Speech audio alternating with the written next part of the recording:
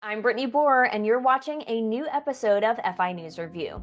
Let's take a look at some of the top stories in the food and beverage industry this week. Some big news in post-Thanksgiving sales. Shopify reports that its merchants hit a record $11.5 billion in sales over the Black Friday Cyber Monday weekend. That encompasses sales made around the world. More than 76 million customers were buying from Shopify retailers. Peak activity apparently was reached at 12:01 p.m. Eastern Time on Black Friday. Sales at that point were going at a rate of $4.6 million a minute. The average cart price came close to $110, and consumers spent the most money on categories such as clothing, cosmetics, and health and wellness. Companies that use Shopify include Penguin Books, Heinz, Red Bull, and Allbirds. Over in M&A news, Unilever CEO Hein Schumacher has expressed interest in selling several of its brands with a combined sales goal close to $1 billion.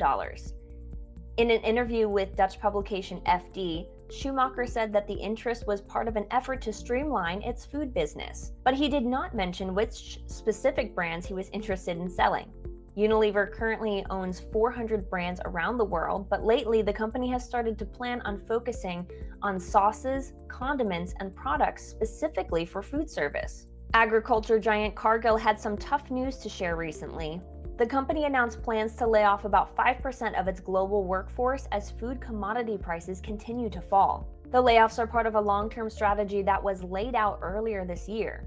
The total number of those to be let go will be in the thousands. Cargill's main line of business is distributing food products around the globe. Recent sales numbers show that profits are less than half of what it was several years ago.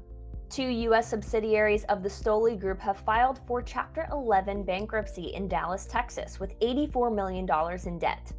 This comes after a whirlwind of challenges overtaking the vodka maker. The Stoli Group is currently based in Luxembourg and is not bankrupt.